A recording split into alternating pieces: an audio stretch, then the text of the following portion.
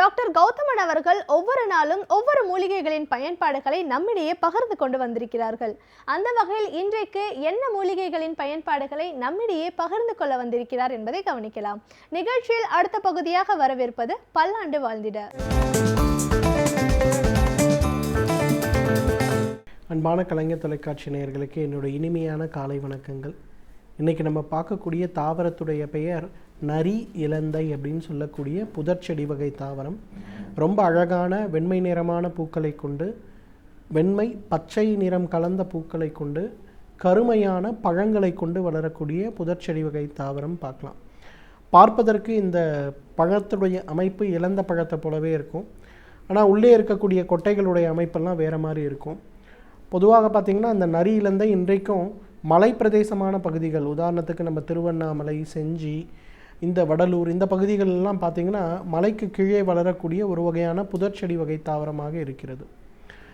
இந்த நரி இலந்தையை பொறுத்தவரையிலும் பார்த்திங்கன்னா வயிறு சம்பந்தப்பட்ட, குறிப்பாக அல்சர் நோய்க்கு ஒரு மிகச்சிறந்த மருந்து அப்படின்னு சொல்லலாம். இன்றைக்கும் நிறைய கிராமங்களில் பார்த்திங்கன்னா வைத்தியர்கள்லாம் என்ன பண்ணுவாங்கன்னா, இந்த பழத்தை கிடைக்கும்போது கொண்டு வந்து நல்லாக மைய அரைத்து ஒரு பேஸ்ட் மாதிரி, ஒரு லேகியம் மாதிரி செஞ்சு வச்சுப்பாங்க. யாராவது வந்து இந்த வயிறு வலி அல்லது வயிறு உடைய உபாதைகள், பசியின்மை அல்லது வந்து அஜீரணம் சம்மந்தப்பட்ட கோளாறுகள் அல்லது டயேரியா சம்மந்தப்பட்ட கோளாறுகள், இந்த மாதிரி யாராவது ஒருத்தர் வந்தாங்கன்னா உடனே இந்த நரியிலந்தையிலேருந்து எடுக்கக்கூடிய அந்த ஒரு மருந்தை என்ன பண்ணுவாங்கன்னா, ஒரே ஒரு நெல்லிக்காய் அளவுக்கு ஒரு 3 நாளைக்கு காலையில் அப்படின்னு கொடுப்பாங்க. ஒரு 3 நாள் கழித்து பார்க்கும்போது பார்த்திங்கன்னா அவங்க வயிற்றில் இருக்கக்கூடிய எல்லா பிரச்சனைகளும் தீர்றதை பார்க்கலாம். நரியிலந்தை மலச்சிக்கலுக்கு ஒரு மிகச்சிறந்த மருந்து என்றால் மிகையாகாது. இது நம்ம ஊரில் மட்டும் இல்லை, துபாய் போன்ற நாடுகளில் கூட மிக பிரபலமாக இருக்கக்கூடிய ஒன்று. வறண்ட பூமிகளில், ரொம்ப கற்களோடு இருக்கக்கூடிய பூமிகளில் வளரக்கூடிய ஒரு தாவரம். இந்த நரியிலந்தையிலிருந்து எடுக்கக்கூடிய பழங்கள் பார்த்திங்கன்னா அசைவ உணவு உண்பவர்களுக்கு குடல் சம்பந்தப்பட்ட பிரச்சனை வராமல் தடுக்கக்கூடியது அப்படின்னு சொல்லி கண்டுபிடிச்சிருக்காங்க. ஏன்னா நிறைய அசைவ உணவு உண்பவர்கள் பார்த்திங்கன்னா பெரும்பாலும் அவர்களுடைய குடல் பகுதியில் அல்சரேட்டிவ் கொலைட்டிஸ் அப்படின்னு சொல்லக்கூடிய ஒரு நோய் வருவதற்கான வாய்ப்பு மிக மிக அதிகம்.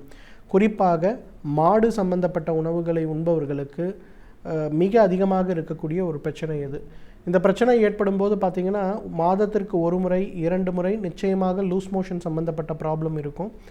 அதைவிட முக்கியமானது, ஒரு முறை மலம் கழிக்க ஆரம்பித்தார்களே ஆனால் சில நேரங்களில் ரத்தமே உடம்புலேருந்து போகிற அளவுக்கு மிக மோசமாக இருக்கக்கூடிய ஒரு நோய் வந்து இந்த அல்சரேட்டிவ் கொலைட்டிஸ். இந்த நோயை குணப்படுத்துவதற்கு, கட்டுக்குள் வைத்திருப்பதற்கு இந்த நரி இலந்தை ஒரு மிகச்சிறந்த மருந்து. ஒரு நெல்லிக்காய் அளவுக்கு நரி இலந்தையுடைய பழங்களை நன்றாக மைய அரைத்து காலை ஒருவேளை உணவுக்கு முன்பு வெந்நீரோடு சேர்த்து சாப்பிடணும். இதை சாப்பிட்ட அடுத்த 3/4 மணி நேரத்திற்கு தண்ணீர் கூட குடிக்கக்கூடாது.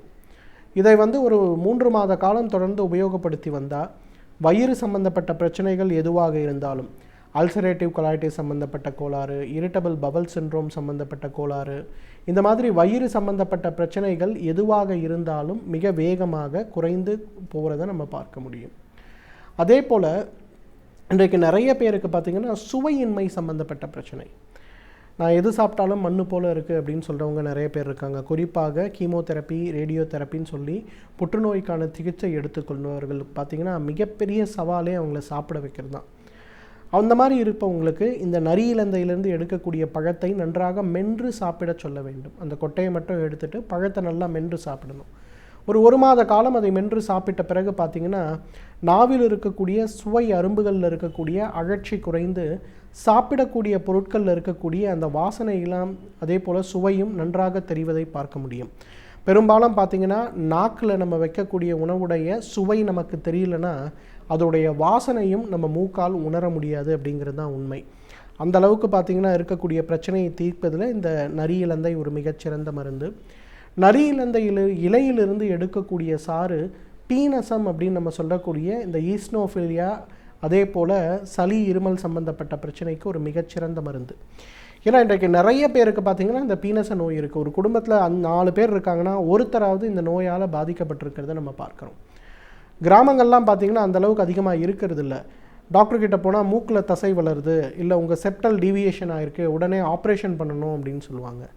சரி, ஆப்ரேஷன் தான் பண்ணி கொண்டு அதுக்கப்புறம் இந்த பிரச்சனை சரியாச்சான்னு பார்த்தோம்னா நிச்சயமாக சரியாக ஆகாது. ஏன்னா இது ஒரு உறுப்பு சம்மந்தப்பட்ட விஷயம் இல்லை, ஒரு உடலுடைய ஆரோக்கியம் சம்மந்தப்பட்ட விஷயமா இருக்கிறதுனால சரியாகாது. இதை சரி செய்வதற்கு இந்த நரி இலந்தைக்கு சக்தி உண்டு. அந்த இலைகளை மட்டும் எடுத்து நன்றாக கசக்கி எடுக்கக்கூடிய சாறு காலை எழுந்தவுடன் இந்த மூக்கில் 2 சொட்டு அந்த மூக்கில் 2 சொட்டுன்னு விட்டு நன்றாக உரிய வேண்டும்.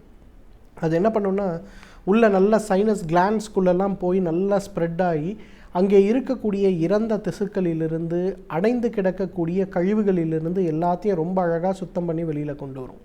இந்த மாதிரி வெளியில் கொண்டு வந்த பிறகு பார்த்திங்கன்னா மூக்கே ரொம்ப ஆரோக்கியமாக இருக்கிறத நம்ம பார்க்கலாம். இந்த மாதிரி தசை வளர்ச்சியினால் ஏற்படக்கூடிய மூக்கடைப்போ, இரவு படுக்கும்போது மூச்சு விடாமல் கஷ்டப்படக்கூடிய விஷயமோ, அடிக்கடி ஏற்படக்கூடிய தும்மல் இருமல் சம்பந்தப்பட்ட பிரச்சனையோ, காலை எழுந்தவுடன் அடுக்கு தும்மல், வரிசையாக தும்மல், அதன் பிறகு ஒரு குழாயை துறந்து விட்டது போல் மூக்கிலிருந்து வேகமாக தண்ணி வரக்கூடிய பிரச்சனையோ, இந்த மாதிரி எந்த பிரச்சனையும் இல்லாமல் நம்மால் இருக்க முடியும். அதற்கு இந்த நரி இலந்தையிலிருந்து எடுக்கக்கூடிய அந்த இலையிலிருந்து எடுக்கக்கூடிய 2 சொட்டு சாறு ரொம்ப சிறந்தது. இன்றைக்கு நிறைய பேருக்கு பார்த்திங்கன்னா 40 வயது ஆகும்போதே கண்கள் சம்பந்தப்பட்ட பாதிப்புகள் ஏற்படுறத பார்க்குறோம். ஆயுர்வேத மருத்துவத்தில் பார்த்திங்கன்னா கண்கள் சம்பந்தப்பட்ட பாதிப்புகள் ஏற்படும் போது நம்ம செய்யக்கூடிய சிகிச்சைக்கு நசிய சிகிச்சை அப்படின்னு பேர், மூக்குக்கு மருந்து விடக்கூடிய சிகிச்சை. இன்றைக்கு யாரெல்லாம் கேட்ராக்ட் வேண்டாம், கேட்ராக்ட் ஒரு 60 வயது ஆகட்டும் அதன் பிறகு வந்தால் போதும்னு நினைக்கிறோமோ அவங்கெல்லாம் என்ன பண்ணணும்னா இந்த நரியிலந்தையிலேருந்து எடுக்கக்கூடிய சாறு ஒரு மூக்கில் ஒரே ஒரு சொட்டு அப்படிங்கிற மாதிரி காலை ஒரு முறை இரவு ஒரு முறை செய்யணும். இந்த மாதிரி செய்யும்போது கண்களுக்கு செல்லக்கூடிய நரம்புகள், மூக்குக்கு செல்லக்கூடிய நரம்புகள், வாயுக்கு செல்லக்கூடிய நரம்புகள், அதே போல் இந்த தலைப்பகுதின்னு சொல்லக்கூடிய கழுத்திலிருந்து தலை முழுவதும் இருக்கக்கூடிய பிரச்சனைகளை நன்றாக நீக்கும். அதே போல் இந்த நரியிலந்தையிலிருந்து எடுக்கக்கூடிய சாரினால் செய்யக்கூடிய அந்த நசிய சிகிச்சை தலைமுடி பிரச்சனைக்கு ஒரு மிகச்சிறந்த தீர்வுன்னு சொல்லலாம். இன்றைக்கு இளநரையை பற்றி கவலைப்படாதவர்கள் யாருமே இல்லை.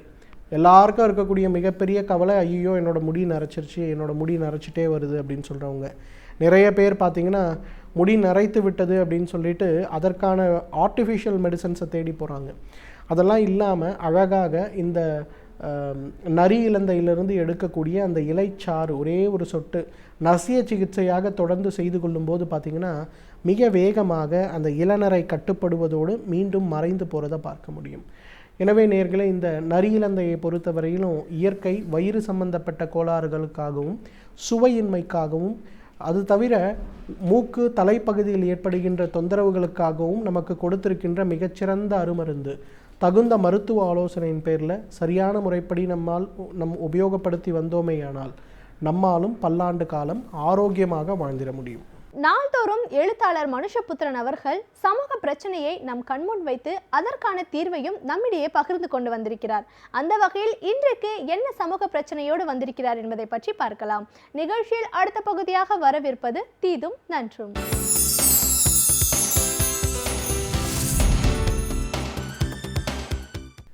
வணக்கம் நண்பர்களே, இன்னும் ஒரு இனிய காலை பொழுதில் தீதும் நன்றும் நிகழ்ச்சியில் உங்களை சந்திப்பதில் மிக்க மகிழ்ச்சி அடைகிறேன்.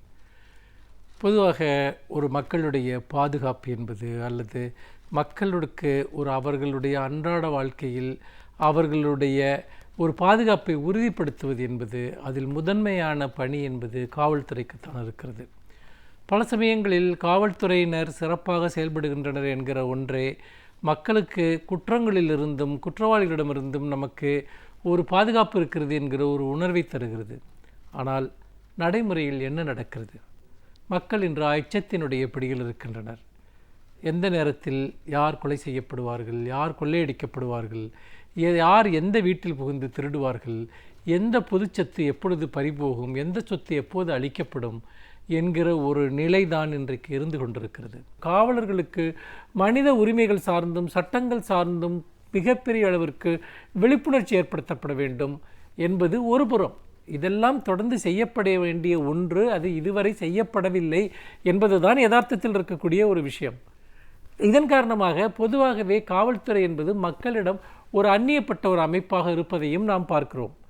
அதாவது காவல்துறைக்கு செல்லாமல் ஒரு பிரச்சனையை தவிர்த்து விடுவதே பல பிரச்சனைகளுக்கு தீர்வு என்று மக்கள் நினைக்கிற அளவிற்கு காவல்துறைக்கும் மக்களுக்கும் இடையே ஒரு மிகப்பெரிய ஒரு இடைவெளி உருவாகிவிட்டது. புகார் கொடுத்தால் நமக்கே அது ஆபத்தாக முடியும் என்று நினைக்கக்கூடிய அளவிற்கு மக்கள் இன்று காவல்துறையிடமிருந்து விலகிச் செல்கிறார்கள். இந்த மனோபாவம் என்பது குற்றமிழைப்பவர்களுக்கு சாதகமாக மாறிவிடுகிறது. ஏனென்றால் உங்கள் மீது ஏதேனும் ஒரு வன்முறை இழைக்கப்பட்டால், குற்றம் இழைக்கப்பட்டால் நீங்கள் காவல்துறையை நாடமாட்டீர்கள் என்கிற ஒரு உணர்வு சமூகத்தில் பரவ பரவ குற்றவாளிகள் துணிச்சல் பெறுகிறார்கள், குற்றவாளிகள் வலிமை பெறுகிறார்கள், சுதந்திரமாக செயல்பட ஆரம்பிக்கிறார்கள். இது ஒரு புறம். இன்னொரு புறம் காவல்துறையினரே குற்றவாளிகளாக மாறி செயல்படக்கூடிய பெரும் அவலம். இதுதான் மிகவும் கொடுமையானது. இன்னும் சொல்லப்போனால் ஒரு மிகப்பெரிய ஒரு கேன்சரை போல இன்றைக்கு நம்மை அழித்து கொண்டிருக்கக்கூடிய, ஆக்கிரமித்து கொண்டிருக்கக்கூடிய விஷயம் இப்படி காவல்துறையினரே குற்றவாளிகளாக செயல்படக்கூடிய இந்த விஷயம். சமீபத்தில் கோவையில் ஒரு போலீஸ் இன்ஸ்பெக்டர், அவர் ஒரு காரில் இருந்த 4 கோடி ரூபாய் பணத்தை ஒரு கும்பல் வழிப்பறி செய்தபோது அந்த கும்பலுக்கு தலைமை தாங்கி வழிநடத்தி அந்த பணத்தை ஒரு ஹவாலா கும்பலிடம் கொண்டு போய் கேரளாவில் சேர்த்து அதன் மூலமாக அவர் பெரும் தொகையை அவர் அங்கே ஒரு தன்னுடைய பங்காக பெற்றிருக்கிறார் என்கிற ஒரு செய்தி மிகப்பெரிய பரபரப்பை ஏற்படுத்தியது.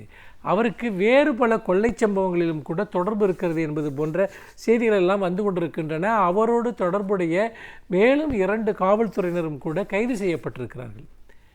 இந்த செய்தி என்பது ஒரு தனிப்பட்ட ஒரு விஷயமாக நாம் பார்க்கக்கூடாது.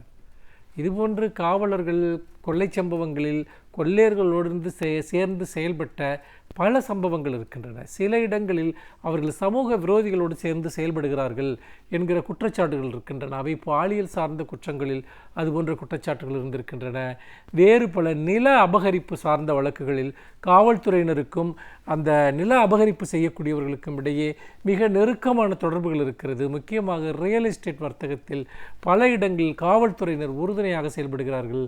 அதே போல காவல் நிலையங்களில் நடக்கக்கூடிய கட்ட பஞ்சாயத்துகளில் சட்டவிரோதமான பல விஷயங்களை காவல்துறை செய்கிறார்கள். சட்டத்திற்கு புறம்பான பல செயல்பாடுகளில் அவர்கள் ஈடுபடுகிறார்கள் என்கிற குற்றச்சாட்டு தொடர்ச்சியாக இருக்கிறது. இது நேரடியாக ஒரு காவல்துறை என்பது முற்றாக குற்றங்களை தடுக்க வேண்டிய ஒரு அமைப்பே ஒரு குற்ற அமைப்பாக மாறிவிட்டதனுடைய ஒரு சாட்சியம்தான் இந்த விஷயம். அப்படி இருக்கிற போது நீங்கள் எப்படி காவல்துறையின் மீது மக்களுக்கு நம்பிக்கை வரும்? எப்படி தங்களுடைய பிரச்சனைகளை மக்கள் கொண்டு செல்வார்கள்? ஒரு தெருவில் செல்லக்கூடிய ஒரு காரை, ஒரு சாலையில் செல்லக்கூடிய ஒரு காரை மடக்கி கொள்ளையடிக்கிற அளவிற்கு ஒரு காவல்துறை அதிகாரியே இருக்கக்கூடும் என்று சொன்னால் நீங்கள் இந்த அமைப்பு எந்த அளவிற்கு அழுகி போய் கொண்டிருக்கிறது என்பதை நாம் சிந்தித்து பார்க்க வேண்டும். அப்படி இருக்கிற போது இது எப்படி, இது ஒரு நாளில் உருவாகி இருக்கக்கூடிய ஒரு விஷயமா, அல்லது யாரோ ஒருவர் திடீரென செய்யக்கூடிய ஒரு விஷயமா?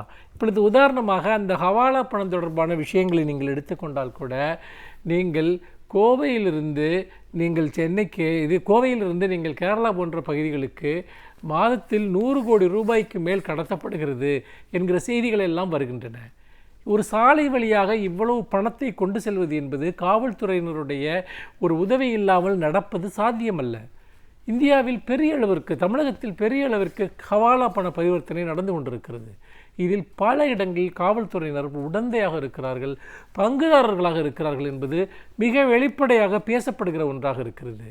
அதே போல் மிக மோசமான குற்றங்கள் இழைக்கக்கூடிய குற்றவாளிகள் கூட காவல்துறையினரோடு இருக்கக்கூடிய தொடர்புகளின் காரணமாக அவர்கள் மீது எந்த வழக்கும் வராமல் பார்த்து கொள்கிறார்கள், அல்லது அந்த வழக்குகளில் அப்பாவிகள் பலிகடாக்கப்படுகிறார்கள். அந்த குற்றத்தோடு தொடர்பே இல்லாத நபர்கள் கூட கைது செய்யப்பட்டு அவர்கள் சிறைச்சாலைகளுக்கு அனுப்பப்படுகிறார்கள் என்கிற செய்திகள் எல்லாம் நாம் தொடர்ந்து பார்த்து கொண்டிருக்கிறோம். ஆக இப்படி எல்லா விதமான குற்றங்களையும் செய்யக்கூடியவர்கள் காவல்துறையினரோடு ஆழமான தொடர்புகளை வைத்திருக்கிறார்கள் என்று சொன்னால், ஒரு குற்றவாளி பிடிபடுகிற போதே அவர் சிறைக்கு சென்றால் சிறை அதிகாரிகளோடு தொடர்பை ஏற்படுத்திக் கொள்வார், அல்லது ஒருவர் விசாரணைக்கு உட்படுத்தப்பட்டால் காவல்துறை அதிகாரிகளோடு தொடர்பு ஏற்படுத்திக் கொள்வார். அதன் மூலமாக காவல்துறை அதிகாரிகளுக்கு ஒரு வருவாய் ஈட்டக்கூடிய ஒரு சோர்ஸாக, ஒரு மூலமாக, ஒரு வழிமுறையாக குற்றவாளிகள் இன்றைக்கு மாறி இருக்கிறார்கள். அப்படி இருக்கிற போது நான் உனக்கு வேண்டியதை செய்கிறேன், நீ என்னை கண்டுகொள்ளாதே என்கிற அடிப்படையில் காவல்துறையினரும் குற்றவாளிகளும் பல இடங்களில் இணைந்து செயல்படுவது என்பது ஒட்டுமொத்தமான ஒரு காவல்துறை அமைப்பை மட்டுமல்ல, சமூக அமைப்புக்குமே ஒரு பெரிய அச்சுறுத்தலாக மாறியிருக்கிறது. ஏனென்றால் குற்றவாளிகளோடு சேர்ந்து கொண்டு காவல்துறையினர் செயல்படுவார்கள் என்றால் அவர்களே நேரடியாக குற்றவாளியாக செயல்படுவார்கள் என்று சொன்னால் மக்கள் தங்கள் குற்றங்களை புகார்களை எங்கு எடுத்துச் செல்வார்கள்? நான் எல்லா காவல்துறை அதிகாரிகளையும் சொல்லவில்லை. மிக நேர்மையான தங்கள் கடமையில் முழுமையாக இருக்கக்கூடிய சட்டப்படி செயல்படக்கூடிய எவ்வளவோ காவல்துறையினர் இருக்கிறார்கள். ஆனால் அவர்களுக்கு நிகராக காவல்துறைக்குள் சட்டவிரோதமான செயல்களை செய்யக்கூடியவர்கள், மிரட்டி பணம் பறிக்கக்கூடியவர்கள், அதை சமூக விரோதிகளோடு பங்காளிகளாக இருக்கக்கூடிய பல காவல்துறை அதிகாரிகள் இருக்கிறார்கள். இவர்களை எப்படி களையெடுக்கப் போகிறோம், இவர்களை எப்படி சட்டப்படி தண்டிக்கப் போகிறோம் என்பதுதான் ஒரு அரசின் முன்னால், ஒரு நீதிமன்றத்தின் முன்னால் இருக்கக்கூடிய ஒரு கேள்வி. அந்த வகையில் இது உடனடியாக கவனிக்கப்பட வேண்டிய, உடனடியாக ஒரு மிக கவனமாக ஒரு அணுக வேண்டிய ஒரு பிரச்சனையாக இருக்கிறது. காவல்துறை சீர்திருத்தம் என்பது காவல்துறையை தூய்மைப்படுத்துவதிலிருந்து துவங்க வேண்டும் என்று சொல்லி மீண்டும் இன்னும் ஒரு புதிய சிந்தனையோடு உங்களை சந்திக்கிறேன். நன்றி, வணக்கம். ஒவ்வொரு நாளும் சிறப்பு விருந்தினர்கள் அவர்களின் வாழ்வில் நடந்த அனுபவங்களை நம்மோடு பகிர்ந்து கொண்டு வந்திருக்கிறார்கள். அந்த வகையில் இன்றைக்கு நாம் சந்திக்கவிருக்கும் சிறப்பு விருந்தினர் எந்த துறையிலிருந்து வந்து என்ன பயனுள்ள தகவல்களை நம்மிடையே பகிர்ந்து கொள்ள இருக்கிறார் என்பதை கவனிக்கலாம். நிகழ்ச்சியில் அடுத்த பகுதியாக வரவிருப்பது சிறப்பு விருந்தினர்.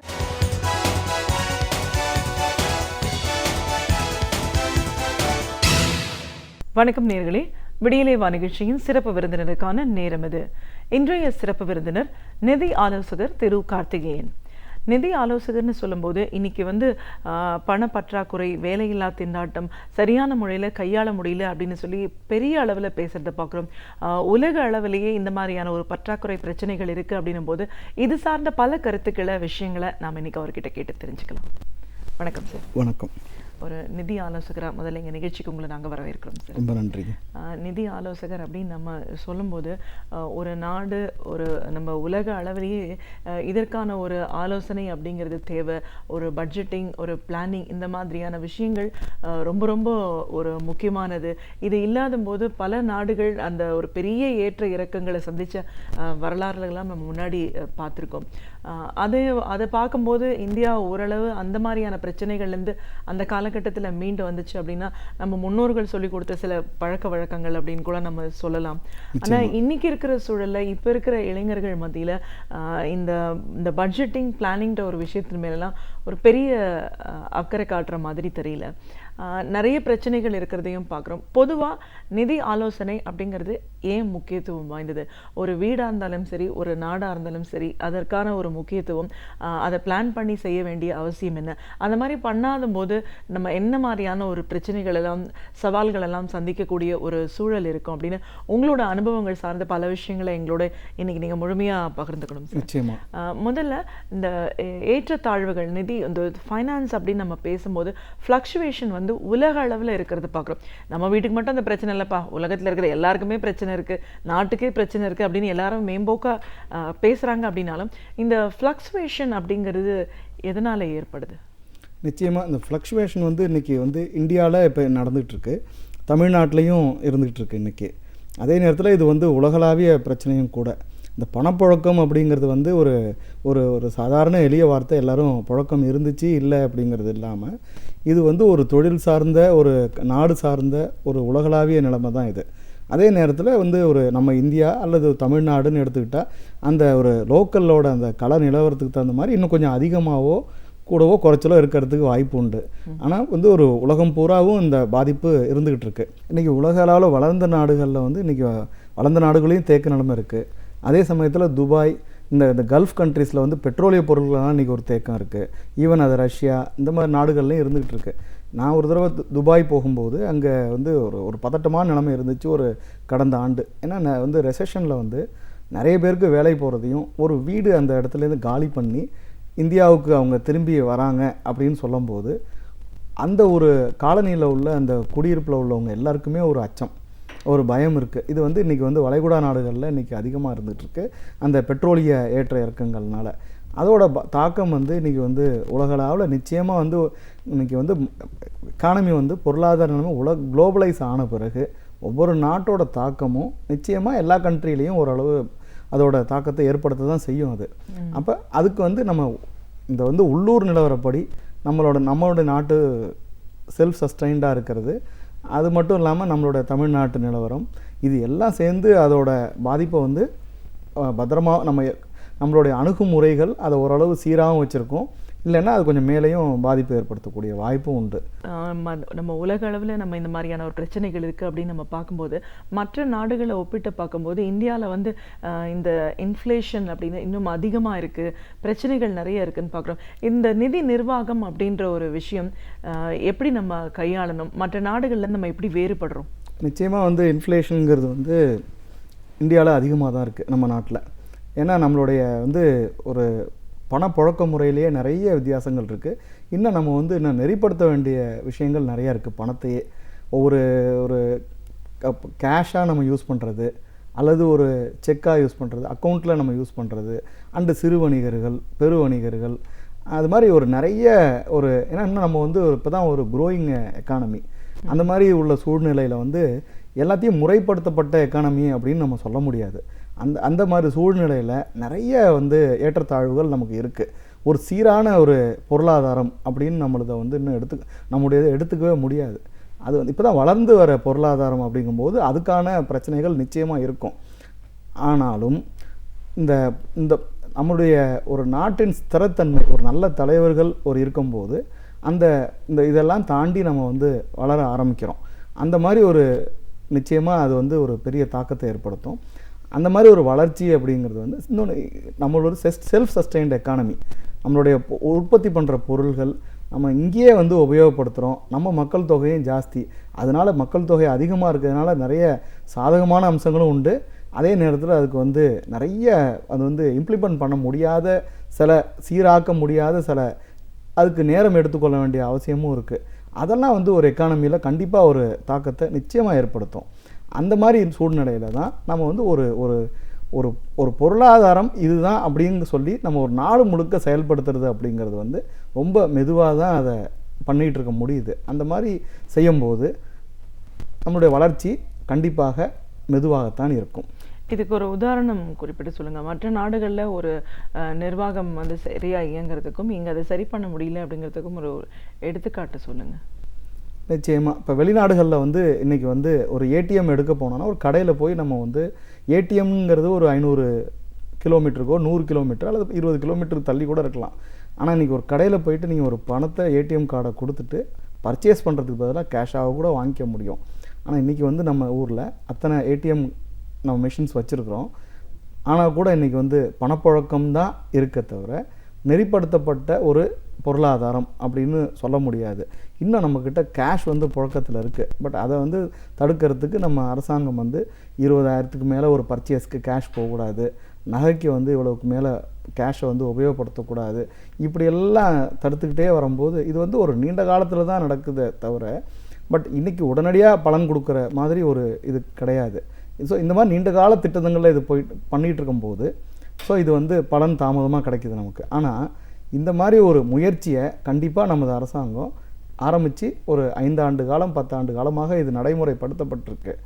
இது மெல்ல மெல்ல மெல்ல வந்து இது வந்து இந்த ஒரு நல்ல நிலையை எட்டும். கண்டிப்பாக வளர்ச்சிக்கான ஒரு பாதையும் நாம் அடைவோம். கண்டிப்பாக ஃபினான்ஸ் பிளானிங் அப்படிங்கிறது என்ன சார்? ஃபினான்ஷியல் பிளானிங்கிறது ஒரு நிதி திட்டமிடல் அப்படின்னு சொல்கிறோம். பட் நிதி திட்டமிடுதல் வந்து ரொம்ப அவசியமான ஒன்று.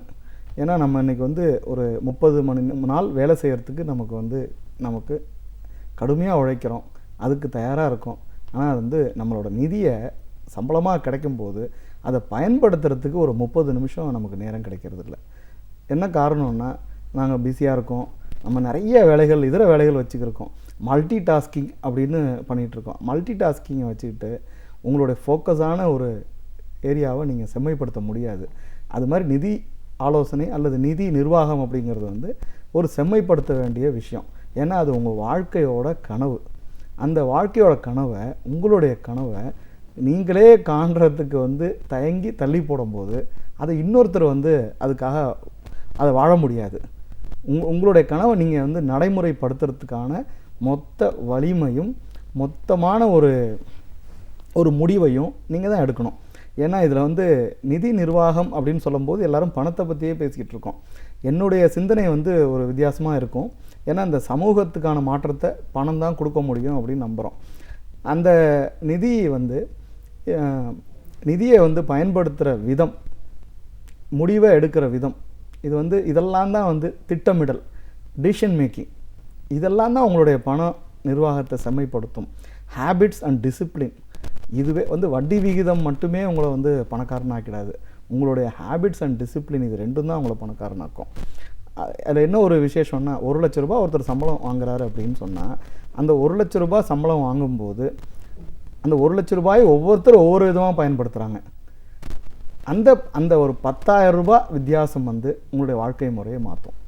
அப்போ அதனால் பொதுவான அளவுகோல்னு ஒன்று இல்லவே இல்லை. அதனால் தனிப்பட்ட அளவுகோல், அதுவும் வந்து உட்காந்து நமக்காக நம்மளே திட்டமிடும் போது தவறு சரிகளை களைஞ்சி அதை வந்து ரொம்ப ஒரு பெரிய நீண்டகால கனவாக விஷன் டாக்குமெண்ட்னு நாங்கள் சொல்லுவோம். அந்த விஷன் டாக்குமெண்ட்டை உங்களுடைய கனவு ஒரு பத்திரத்தை தயார் பண்ணுறதுக்கு நம்ம தயாராக இருக்கணும். அதுக்கு வந்து உங்களுடைய ஆசைகள், உங்கள் விஷ் லிஸ்ட்டை நீங்கள் ரெடி பண்ணுங்கள் அப்படின்னு என்னால் சொல்ல முடியும். அந்த விஷ் லிஸ்ட்டை ரெடி பண்ணுறதுக்கு கண்டிப்பாக வேறு யாரும் துணைக்கு வர முடியாது. அந்த விஷ் லிஸ்ட்டு உங்களோட தான் இருக்கணும், உங்களுடைய ஆசைகளாக இருக்கணும், உங்களுடைய கனவுகளாக இருக்கணும். அதுக்கு நான் வந்து ஆட்டிடியூட், ஹேபிட்ஸ், டிசிப்ளின், இதை தான் வந்து முதல் ஒரு கட்டமாக வந்து நிதி நிர்வாகத்துக்கு நான் வந்து சொல்ல விரும்புகிறேன். அந்த டிசிப்ளின் தான் உங்களை வந்து கண்டிப்பாக வந்து விஷுவலைஸ் பண்ண வைக்கும். ஒரு கயிறு கண்டிப்பாக வேணும், கண்டிப்பாக அந்த இடத்த ரீச் பண்ணுவீங்கன்னு. அந்த ரீச் பண்ணும்போது நிச்சயமாக வந்து நீங்கள் வந்து அதில் வெற்றி அடைகிறீங்களா தோற்று போகிறீங்களாங்கிறது இல்லை. கண்டிப்பாக அதில் 80% வெற்றி அடைஞ்சாலும் ஒரு நல்ல நிலைமையில தான் நீங்கள் இருப்பீங்க. ஸோ அதனால் நிச்சயமாக நிதி திட்டமிடல் வேணும். அதனால் நிதி திட்டமிடலை வந்து நீங்கள் கண்டிப்பாக அதை வந்து எவ்வளோ வழிகள் இருந்தாலும், திட்டமிடல்னாலே வழி தான். திட்டமிடல் வந்து இலகுவாக வந்து ஒரு எந்த பிளானும் இல்லாமல் வாழ்கிற வாழ்க்கை வந்து கண்டிப்பாக வந்து ஈஸியாக இருக்கலாம். பட் அது ரொம்ப காலத்துக்கு, நீண்ட காலத்துக்கு ஒரு சந்தோஷம் தராது. எந்த மாதிரி கிரைசிஸ் வரும்போதும் நீங்கள் விழுந்து விடாமல் தொடர்ந்து நடக்கும்போது இந்த வந்து நிதி திட்டமிடல் மட்டும்தான் உங்களை பாதுகாக்கும். நீங்கள் ஒரு விஷ் லிஸ்ட் க்ரியேட் பண்ணணும். அந்த விஷ் லிஸ்ட்டில் என்ன ஒரு விஷயம்னா, அது உங்களுக்கு ஒரு பேஷனையும் உங்களுக்கு ஒரு இன்ட்ரெஸ்ட்டையும் ஏற்படுத்தும். அந்த இன்ட்ரெஸ்ட்டும் வரும்போது நீங்கள் வந்து நிச்சயமாக ஒரு 85 வருஷத்துக்கான ஒரு பிளானை நம்ம இங்கே ரெடி பண்ணணும். ஏன் 85 வருஷம் அப்படின்னு சொன்னால், இன்றைக்கி வந்து லாங்குவிட்டி வந்து அந்த மாதிரி ஒரு நாள் வந்திருக்கு இன்றைக்கி. அதை விட குறிப்பாக ஆண்களுக்கு வந்து 80 வயதும் பெண்களுக்கு வந்து அதை விட 5 வருஷம் கூடவும். அப்படி இருக்கும்போது இன்றைக்கி வந்து 60 வருஷம் 70 வருஷம் அப்படின்னு திட்டமிடுறது வந்து நிச்சயமாக போதாது. அப்போ அந்த 60 வருஷம் 70 வருஷங்கிறது இல்லாமல் இன்றைக்கி வந்து ஒரு மெடிக்கல் அட்வான்ஸ்மெண்ட்னு சொன்னால் அதில் வந்து இன்றைக்கி 85 வயசு இருக்கோம்னா நமக்கு வேலை வாய்ப்பே வந்து 60 வயசு அல்லது 55 வயசு வரைக்கும் தான். ஆனால் 55 வயசுக்கு அப்புறம் 35 வருஷம் நம்மளுடைய அதிகமான செலவுகள் உள்ள காலத்தில், வரவே இல்லாத ஒரு காலத்தில், கடுமையான போட்டிகளையும் சவால்களையும் இளைஞர்கள்ட்டேருந்து நம்ம எதிர்கொள்கிற நேரத்தில், அந்த மாதிரி ஒரு சிச்சுவேஷனில் நம்ம வேலை இல்லாமல் ரிட்டையர்டாக இருந்து 35 வருஷத்தை நம்ம நடத்த முடியும் அப்படிங்கிற ஒரு விஷயம் வந்து மிகவும் ஒரு ஆபத்தான விஷயம். அது அந்த மாதிரி ஒரு ஆபத்தை வந்து நம்ம வந்து முன்கூட்டியே உணர்ந்தால் மட்டும்தான் கண்டிப்பாக வந்து உணரணும். அது வந்து அந்த உணரும் போது 65 வயசு 60 வயசு வரைக்கும் பணம் சேர்க்கலாம் அப்படிங்கிற ஒரு தன்மையை நம்ம நீட்டிக்க முடியாது. என்ன காரணம்னா, இன்றைக்கி வந்து கடுமையான சவால்களுக்காக இளைஞர்கள் நிறைய பேர் படித்து நம்மளுடைய வேலையை பாதி சம்பளத்தில் செய்கிறதுக்கு இளைஞர்கள் வந்துட்டுருக்காங்க. அப்படி இருக்கும்போது அந்த உங்களுடைய நிதி திட்டமிடல்ங்கிறது 30 வருஷம் 35 வருஷம் எலாபரேட்டாக இருக்கக்கூடாது. ஆனால் உங்களுடைய வாழ்க்கை முறை கண்டிப்பாக 35 வருஷம் 85 வருஷம் இருக்கணும். ஆனால் உங்களுடைய பணம் சேர்க்கும் முறை, பணத்தை பெருக்கும் முறை வந்து ரொம்ப வந்து ஒரு 15-20 வருஷத்துக்குள்ளே இருக்கிற மாதிரி இருக்கணும். 45 அல்லது 50 வயசுக்குள்ளே அதை வந்து உங்களால் முடிக்க முடியும்னா தான்.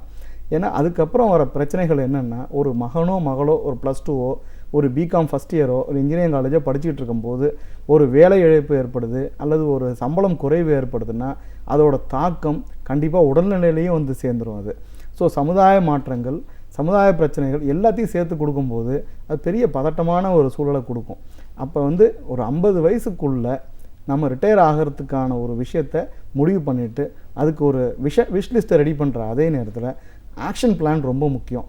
ஆக்ஷன் பிளான் மட்டும் இல்லாமல் அதை எக்ஸிக்யூட் பண்ணுறதை ரிவ்யூ பண்ணிக்கிட்டே இருக்கணும். அதை தொடர்ந்து ரிவ்யூ பண்ணுறதுக்கு வந்து கண்டிப்பாக ஒரு நிதி ஆலோசகர் தொடர்ந்து வேணும். என்ன காரணம்னா, நம்ம ஊரில் வந்து நிதி ஆலோசகர் இருக்கணும் அப்படின்னு சொல்கிற அதே நேரத்தில் அதை வந்து ஒரு இன்னொருத்தரோட ஆலோசனைகள் வந்து குறுக்க வந்து 1 வருஷம் 2 வருஷத்துக்குள்ளேயே நீங்கள் ஏன் இது போல் செய்யலாம் அது போல் செய்யலாங்கிற ஒரு டிஸ்ட்ராக்ஷன் இருக்குது பாருங்கள். அவங்களோட தொடர்ச்சியான ஒரு பணம் சேர்க்குற தன்மையை நிச்சயமாக வந்து அவங்க அதுலேருந்து விலகி போகிறாங்க. ஏன்னா ஒரு திட்டமிடல் வழியான ஒரு விஷயம் அப்படின்னு நினைக்கும் போது அதில் யாராவது ஒருத்தர் நீ பண்ண வேணாம் அப்படின்னு சொல்லும் போது அது ரொம்ப மகிழ்ச்சியாக ஏற்றுக்கிட்டு அதுலேருந்து விலகி போகிறது தான் விரும்புகிறாங்களே தவிர அந்த வலிமையை கொடுக்குற ஒரு கன்சல்டன்ட் நிச்சயமாக அவங்களுக்கு தேவை. அப்போ அந்த விஷ்லிஸ்ட்டை எக்ஸிக்யூட் பண்ணும்போது அதுக்கு என்னென்ன வழியில் நம்ம பண்ணணும், அதுக்கு பின்னாடிக்கு போனோம்னா நம்ம வேலையை தக்க வச்சுக்கிறதுலேருந்து வேலையை அதிகமாக இன்னும் கொஞ்சம் நம்மளோட திறமைகளை வளர்த்துக்கிற வரைக்கும் இன்னும் வந்து சம்பளத்தை உயர்த்துற வரைக்கும் எல்லாமே வந்து அந்த கோல் ஓரியன்ட் அந்த பிளானிங் இருக்கும்போது நம்மளுடைய உள்ளுணர்வும் நம்மளோட திட்டமிடலும் பணம் பெருக்கும் தன்மையும் இதெல்லாம் உயரும். இது உயரும்போது தான் நம்ம வந்து தன்னம்பிக்கையோடு 45 வயசில் ரிசைன் லெட்டரை எழுதி வேலைக்கு வச்சுக்கிட்டு இருக்கும்போது நம்மளோட பேஷன் இன்க்ரீஸ் ஆகும். அப்போ நீங்கள் வந்து பேஷனுக்காக வேலைக்கு போகிறது அப்படிங்கிறது வந்து நிச்சயமாக உங்களுக்கு வந்து சம்பள குறைவை ஏற்படுத்தாது.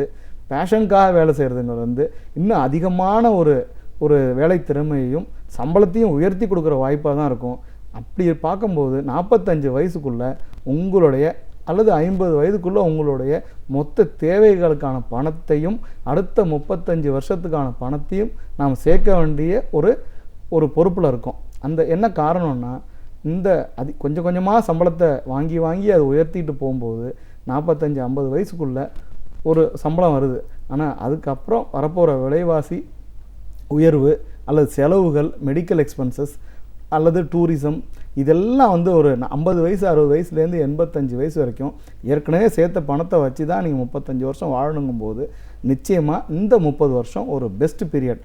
ஆனால் நம்மளுடைய சமுதாயத்தில் என்ன நடக்குது அப்படின்னு சொன்னீங்கன்னா ஒரு பழைய ஒரு 30 வயசு ஆகும்போது தான் 35-40 வயசு ஆகும்போது தான் பணம் சேர்க்கறத பற்றியே அவங்க திங்க் பண்ணுறாங்க.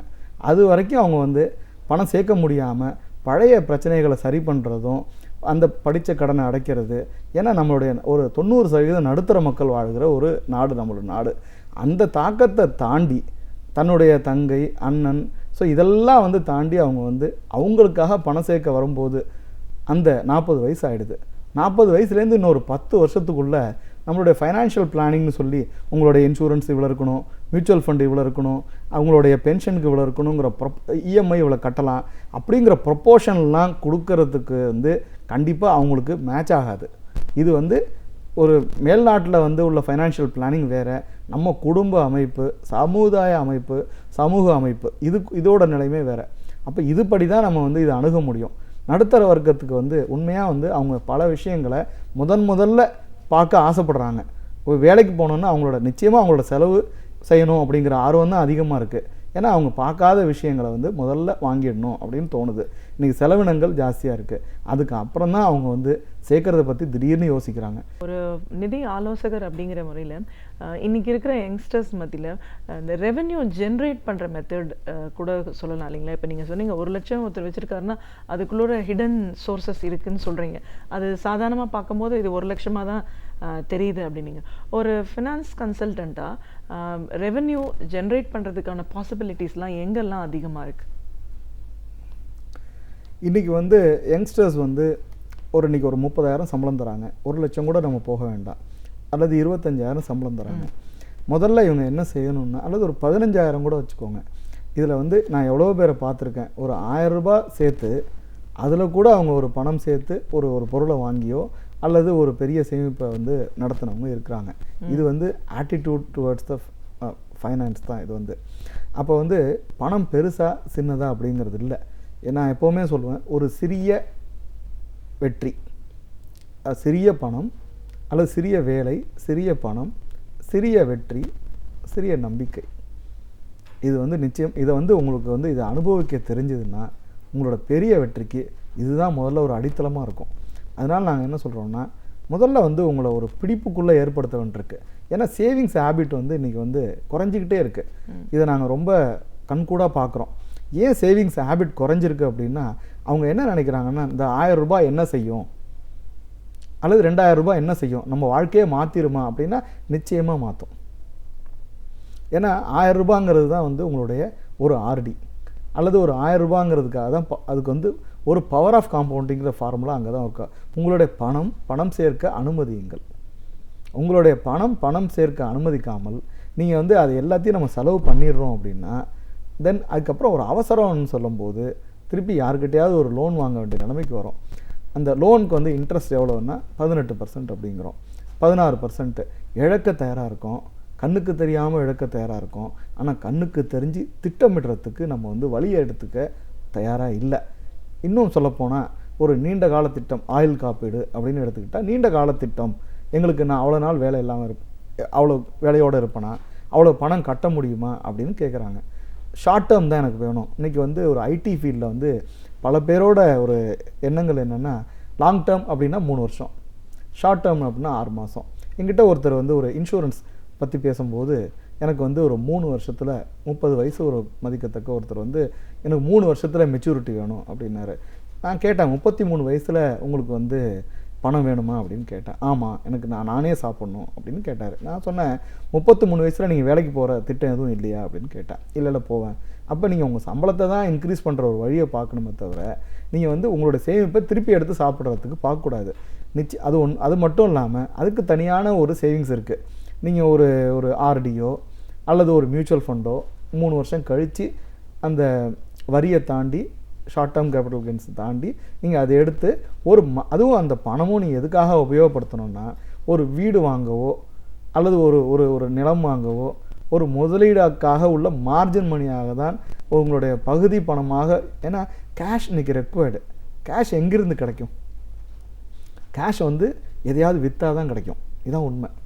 பட் நீங்கள் சொன்ன மாதிரி, முதல்ல சொன்ன மாதிரி, பேரண்ட்ஸ் வச்சுருக்காங்க கேஷ், அப்பா அம்மா பத்திரமா வச்சுருக்காங்க. நம்ம வீடு வாங்கும்போது 35,000 சம்பளம் வாங்குகிற நாம் 500 ரூபாய் 1000 ரூபாய் சம்பளம் வாங்கிய பெற்றோரிடம் கேட்கும் பொழுது அவர்கள் 5 லட்சம் ரூபாய் மார்ஜின் மணி கொடுக்கறதுக்கு ரெடியாக இருக்காங்க, நீங்கள் வீடு வாங்குப்பா அப்படின்ட்டு. ஆனால் 40,000 அவரை விட நம்ம வந்து அதிகமான சம்பளம் வாங்குகிற நாம மார்ஜின் மணி நம்மக்கிட்ட இருக்கிறது இல்லை. இன்றைக்கி வந்து ரியல் எஸ்டேட் டவுன் அப்படின்னு சொன்னால், ரியல் எஸ்டேட் டவுனுக்கு பல காரணங்கள் இருக்குது. இன்றைக்கி வந்து மார்ஜின் மணியே இல்லாதனால தான் இன்றைக்கி 90% லோன் கொடுக்க தயாராக இருக்காங்க. லோன் கம்பெனிஸ் ரெடியாக இருக்காங்க. ஃப்ளாட் ப்ரமோட்டர்ஸ் விலையை வந்து கொஞ்சம் முன்ன பின்ன குறைச்சி கொடுக்கவும் தயாராக இருக்காங்க. ஏன் வாங்க முடியல அப்படின்னா, கையில் மார்ஜின் மணி இல்லை. இந்த 5 லட்ச ரூபாயோ அல்லது 4 லட்ச ரூபாயோ அந்த கேஷ் இருந்தால் மட்டும்தான் ஒரு வீடை வாங்க முடியும். அப்போ இந்த கேஷ் எங்கேருந்து கிடைக்கும்? ஒன்று நீங்கள் சேர்க்கணும், இன்னொன்று ஒரு நகையை வாங்கி நகையை விற்கணும், இல்லைன்னா ஒரு பிளாட்டை விற்கணும். ஸோ அப்போ இது விற்றா உங்களுக்கு கேஷ் கிடைக்கும். சரி, விற்றா எப்போ கேஷ் கிடைக்கும்? வாங்குகிற முடிவை எடுத்திருந்து வாங்கியிருந்தால் தான் கேஷ் கிடைக்கும். அப்போ வாங்குகிற முடிவை முதல்ல எடுக்கணும். ஸோ நான் அதான் சொல்லுவேன், இன்றைக்கி வந்து நம்ம இந்தியாவை பொறுத்த வரைக்கும் ஒரு வித்தியாசமான ஒரு விஷயம் என்னென்னா, எல்லாத்தையும் வாங்கணும், ஆனால் எதையும் விற்கக்கூடாது. அது நல்ல விலைக்கு போகும், இது இன்னும் மேலே ஏறும். அப்போ வந்து நான் ஒரு உதாரணத்துக்கு சொல்ல முடியும். உங்களுக்கு ஒரு வேளச்சேரியில் ஒரு கிரவுண்ட் இருக்குதுன்னு எடுத்துக்கலாம், அல்லது ஏதாவது ஒரு இடத்துல ஒரு கிரவுண்ட் இருக்குதுன்னு சொல்லலாம். அது நீங்கள் விற்காமலே போக முடியும், கடைசி வரைக்கும் எல்லா நிலங்களையும் விற்காமலே போக முடியும் அப்படின்னா, அந்த ஊர் வேளச்சேரி உங்களுக்கு முன்னாடியும் இருந்துச்சு, உங்களுக்கு பின்னாடியும் இருக்கும். பட் உங்களுக்கு அதனால் எந்த விதமான பயனும் இருக்காது. ஒரு பொருளை உங்களுக்கு நல்ல நேரத்தில் விற்க முடிஞ்சதுன்னா அதை வந்து உங்களால் கேஷ் பண்ண முடியும். ஒரு காலத்தில் உங்களுடைய ஃபிசிக்கல் அசட்ஸை ஃபினான்ஷியல் அசட்டாக மாற்றுற மனப்பக்குவம் இருந்தால் உங்களுடைய வாழ்க்கை வந்து நிச்சயமாக வந்து ஒரு பயனுள்ளதாக இருக்கும். ஏன்னா மகிழ்ச்சியான வாழ்க்கை. நம்ம பணம் வந்து ஒரு டிஃப்ரெண்ட்டான இதுன்னு நினைக்கிறோம். பணத்தை பற்றி பேசுகிறது பாவம்னு நம்ம சமுதாயம் முன்னாடி நினச்சிக்கிட்டு இருந்துச்சு. பணத்தை பற்றின படிப்பு கிடையாது. இங்கே வந்து அக்கௌண்டன்சி இருக்குது, பேங்கிங் இதெல்லாம் இருக்குது. பணம் நிர்வாகம்ங்கிறத பற்றின படிப்புங்கிறது நமக்கு கிடையாது. எந்த கல்லூரிலையும் எந்த பள்ளிக்கூடத்துலையும் நம்ம சொல்லித்தரதில்லை. இப்போ பணம்ங்கிறது ஒரு பாவம். பணக்காரன் அல்லது பணம் பாவம். பணக்காரன் மட்டும்தான் வேலை கொடுக்க முடியுது, இன்றைக்கி திங்ஸை எக்ஸிக்யூட் பண்ண முடியுது. உங்களுடைய பணம் உங்களுடைய முடிவுகளை எடுக்கிறதுக்கு கண்டிப்பாக உறுதுணையாக இருக்கும். அதனால தான் நான் என்ன சொல்கிறேன்னா, நான் வந்து என்னோட ஃபைனான்ஷியல் பிளானிங் ஸ்டைல் அப்படின்னு நாங்கள் சொல்லும்போது நாங்கள் என்ன சொல்கிறோன்னா, ஆட்டிடியூடு, ஹேபிட்ஸ், டிசிப்ளின் சார்ந்த உங்களுடைய திட்டமிடல் மட்டுமே. ஏன்னா கஸ்டமைஸ்டாக பண்ண வேண்டியிருக்கு. நிறைய நடுத்தர குடும்பங்கள், ஒரு வீட்டில் வந்து அப்பா இல்லை, ஒரு வீட்டில் வந்து 3 தங்கச்சி இருக்காங்க, ஒரு வீட்டில் 2 பிரதர். இன்றைக்கி உள்ள நிலைமை வந்து யங்ஸ்டர்ஸ்க்கு ரொம்ப சாதகமான நிலைமை. ஆனால் முன்னாடி உள்ள ஒரு ஜெனரேஷன் வந்து 50 வயசில் அப்பா அம்மாவையும் பார்த்துக்கிட்டாங்க, சகோதரிகளையும் பார்த்துக்கிட்டாங்க, தம்பியை படிக்க வச்சாங்க, பெரியம்மா அத்தையெல்லாம் கூட வீட்டில் வந்து தங்கி வந்திருக்காங்க. இவங்க வந்து இதெல்லாம் பண்ணி ஒரு வீடு வாடகைக்கு தான் இருந்தாங்க, ஆனால் மகிழ்ச்சியாக இருந்தாங்க. அந்த வாடகை வீட்டில் இருக்கும்போது கூட அவங்க பணம் கையில் வச்சுருந்தாங்க. ஆனால் இன்றைக்கி 40,000 சம்பளம் வாங்கி ஒரே ஒரு தங்கை அல்லது அதுவும் இல்லாத ஒரு காலத்தில் நீங்கள் அந்த பணத்தை உங்களுக்காக சேர்க்கறது கூட ஒரு பாரமாக நினைக்க வேண்டிய அவசியம் இல்லை. ஏன்னா இப்போ முழுக்க நான் இன்னொரு வேடிக்கையாக ஒரு விஷயம் சொல்லுவேன். 35 வயசில் எனக்கு பணம் மெச்சூரிட்டி வேணும் அப்படின்னு ஒருத்தர் கேட்கும்போது நான் சொல்கிறது உண்டு, 35 வயசில் உங்களுக்கு ஃபாதரின்லாம் இருக்காங்க, பிரதரின்லாம் இருக்காங்க, சகோதர உறவு முறை நம்ம இந்தியாவில் பொறுத்த வரைக்கும் பலமாக இருக்குது. அந்த இன்னைக்கு காலகட்டத்தில் அந்த பலமாக இருக்கும்போது உதவிக்குன்னு ஒரு நண்பர்கள் இருக்காங்க. ஆனால் 35 வயசில் நீங்கள் எடுத்து செலவு பண்ணுற ஒரு தன்மையை வளர்த்துக்கிட்டா உண்மையாக 55 வயசில் அன்றைக்கி தான் உங்களுக்கு பணம் தேவையான ஒரு ஆண்டு, உங்களுடைய வயது, அந்த வயதுக்கான பணத்தை தான் நம்ம சேர்க்கணும்.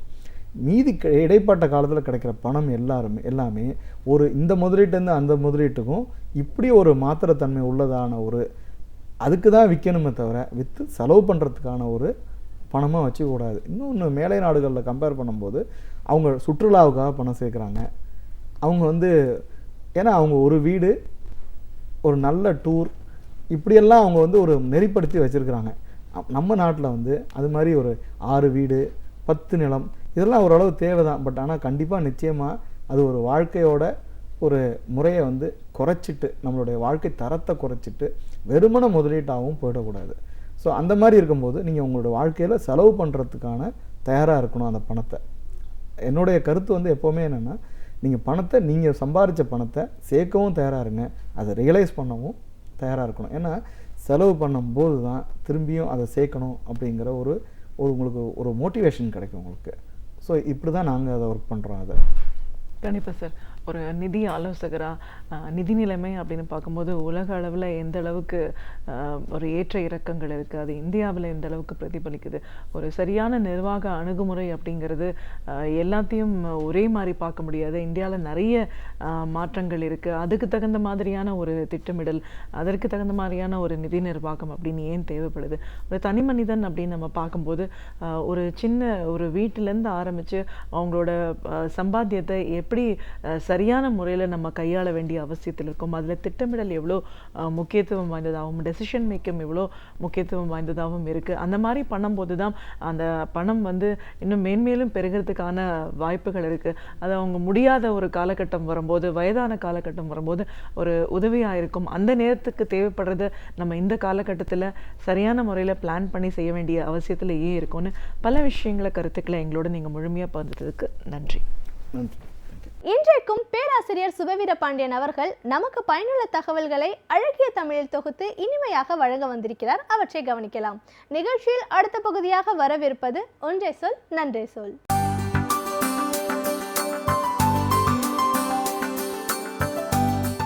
அனைவருக்கும் என் அன்பு வணக்கம். பேய் பிசாசு கதைகள் இல்லாத நாடுகளே இல்லை என்று சொல்லலாம். அறிவியலில் மிக வளர்ந்து நிற்கிற மேலை நாடுகளிலும் கூட இன்று வரைக்கும் அந்த பேய் பிசாசு பற்றிய செய்திகள், கதைகள் உண்டு. கீழே நாடுகளில் அது மிக அதிகம். இந்தியாவில், இலங்கையில் இன்றைக்கும் அந்த கதைகள் மிக கூடுதலாகவே இருக்கின்றன. இலங்கையில் அப்படிப்பட்ட பேய் பிசாசு நம்பிக்கைகளையெல்லாம், மூட நம்பிக்கைகளை முறித்து எறிந்ததில் மிகப்பெரிய இடம் டாக்டர் கோவூர் அவர்களுக்கு உண்டு. இலங்கையைச் சேர்ந்த டாக்டர் கோவூர் பகுத்தறிவு கருத்துக்களை பரப்பியதோடும் பேசியதோடும் நிற்காமல் இப்படிப்பட்ட மூட நம்பிக்கைகளை நேரடியாகவே நின்று ஆய்வு செய்து அதனை விளக்கியும் விளக்கியும் மக்களுக்கு காட்டியவர். அவர் தன்னுடைய வாழ்வில் நிகழ்ந்த பல செய்திகளை, அனுபவங்களை ஒரு நூலாகவே எழுதியிருக்கிறார். அவருடைய நூல்கள் பல இருக்கின்றன. அவற்றுள் ஒன்று கோவூர் தரும் பாடங்கள் என்று கவிஞர் கருணானந்தம் அவர்களால் தமிழில் மொழிபெயர்க்கப்பெற்று திராவிடர் கழகத்தால் வெளியிடப்பட்டிருக்கிறது. அதிலே பல நிகழ்ச்சிகளை அவர் எடுத்து காட்டுகிறார். அதிலே ஒன்று மிகச் சுவையானது. ஒரு பேய் உலாவுகிற வீடு என்று கருதப்பட்ட வீட்டுக்குள் டாக்டர் கோவூர் அவர்கள் நேரடியாக தன் மனைவியோடும் மகனோடும் சென்று அங்கே இருக்கிற நிலைமைகளெல்லாம் ஆராய்ந்து, அது பேயும் இல்லை, பிசாசும் இல்லை, திட்டமிட்டு செய்யப்பட்ட ஒரு வேலை என்பதை விளக்கி காட்டியதை அந்த நூலில் எழுதியிருக்கிறார்.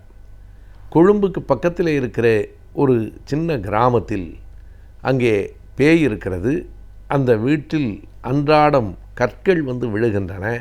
ஆனாலும் அந்த குடும்பம் பயந்து பயந்து அங்கே தான் இருக்கிறது என்று எல்லோரும் சொன்னபோது அந்த வீட்டின் உரிமையாளர்களோடு பேசி அவர்களினுடைய அனுமதியை பெற்றுக்கொண்டு டாக்டர் கோவூர் தன்னுடைய குடும்பத்தோடு அந்த வீட்டுக்கு உள்ளே போகிறார்.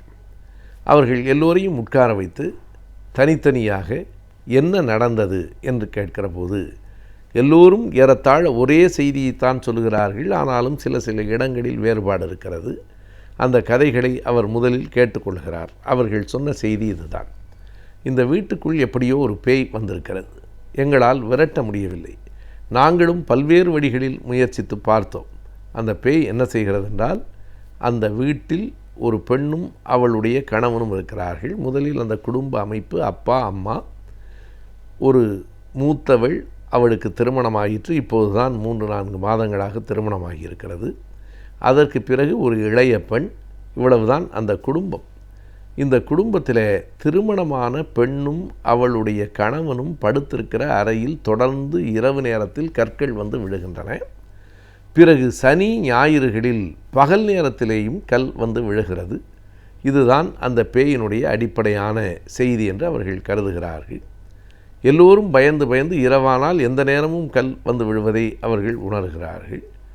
அதற்கு பிறகு இதற்காக அவர்கள் கிறிஸ்தவ மதத்தை சார்ந்தவர்கள் பாதிரியார்களை போய் பார்த்தபோது பாதிரியார்கள் நேரடியாகவே வீட்டுக்கு வந்து அவர்களினுடைய புண்ணிய தீர்த்தங்களை எல்லாம் அந்த வீட்டில் தெளித்துவிட்டு இனிமேல் ஒன்றும் ஆகாது, அந்த சிலுவையையும் கொண்டு வந்து வைத்து இதற்கு பிறகு இங்கே எந்த பேயும் வராது என்று சொல்லிவிட்டு போகிறார்கள். ஆனாலும் கல் விழுவது தொடர்கிறது.